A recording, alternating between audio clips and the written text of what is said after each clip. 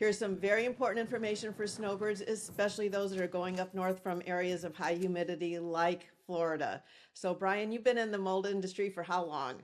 32 years. Many years in Florida, we've worked together, and Yeah. now you're in Tennessee. So, there's even mold there, isn't there?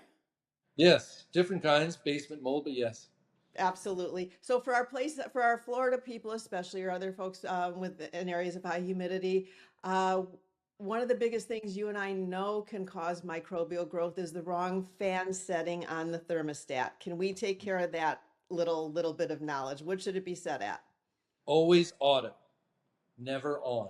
I have to teach that in the home watch school. Always auto. So it Always runs. auto, never in the on position. And why Right. is on bad? On shuts off the dehumidifier portion of the AC and makes cold, wet air, which breeds mold seriously fast in Florida. If you did the on Absolutely. position, you can see mold within maybe 2 to 4 weeks. Absolutely. So, okay, homeowners, and that goes for when you're here in Florida also. So, if you're a Floridian, if you're a Floridian snowbird, your thermostat needs to be in the auto position, not the on position. It can cause microbial growth. The Yes. next thing you have taught all of our home watchers, Brian, we try to keep the humidity under 50%, and we'll adjust the thermostat accordingly. But we keep it under 50% because how quickly can mold start to grow? At 55%, penicillin and cladosporin start to grow in Southwest Florida pretty easy. So if you had 65% relative humidity for a couple days, not a big deal. You do that for a few weeks, you have a very high chance of getting mold.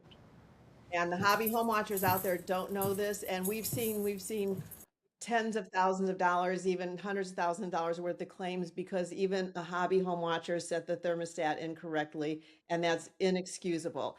I saw something the other day, Brian. It was actually a home watch company that was telling their homeowners to buy the moisture extraction products. You know how upset I get over stuff like that, don't you? Yes, yes, it's a silly little bucket of silicone, and it collects water, and we say in the industry it's draining the ocean with a teacup.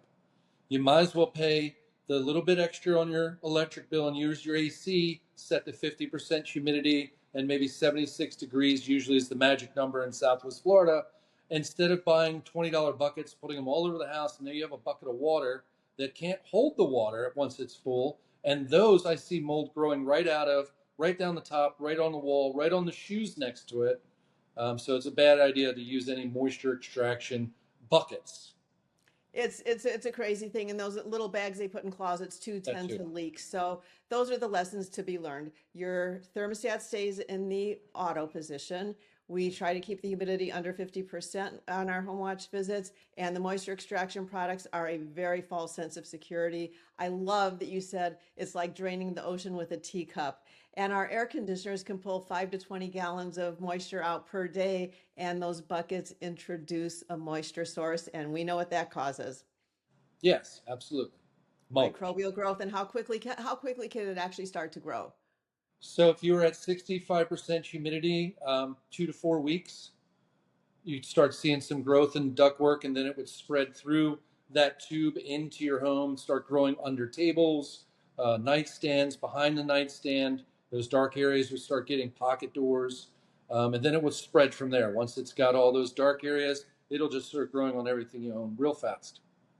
Okay, so the solution is a certified home watch reporter who is trained properly, not using your home as their on the job training.